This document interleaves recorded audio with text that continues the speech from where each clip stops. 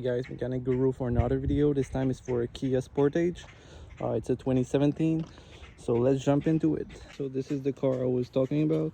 In the driver's side there, it's already been removed, so I'm gonna show you how to do it on the passenger side. So you're gonna first jack the car. So you have multiple lift points. This one, the rocker, is one, and also you have the frame right here.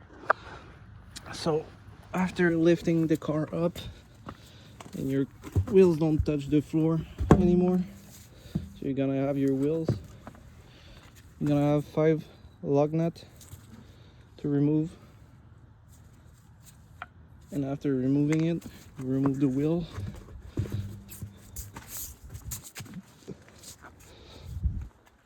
After removing the wheels, you have two 14mm for those galloper bolts. So you have one right here and another one at the bottom.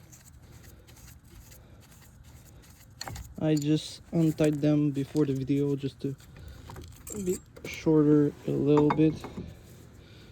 So after removing your galloper, you're gonna be at that step, so you can remove the little pin, retaining pin that retain the pad.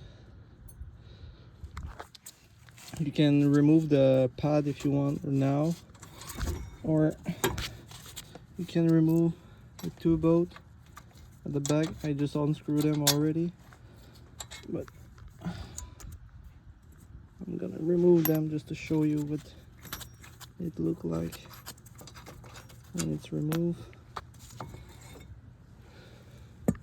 So you're gonna have this in your hand. The pads are brand new right now because I was changing it before thinking about making the video. So you will be able to remove your old pad, your shim, because you're gonna change them. After that, you want to lubricate all the where the pads sit right here, and you want to brush under the shim also.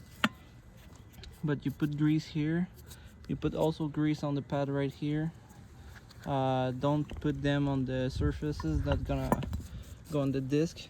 You also want to remove those guide pins. As you see, there's some grease inside.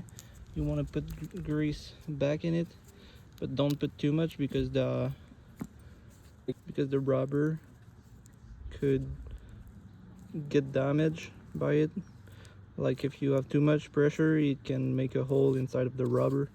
So you lubricate it both, and after that, the reverse order, you just put it back the 2 brake pad in the slot, and remember where you remove the old pad, because there's 2 pads like this and you don't want to put them upside down. After that, you can just put that on the car, screw it back, and also, just so you know, those screw that goes in the back for the galloper support, it's a 17mm for this one. The other one was a 14, this one is a 17.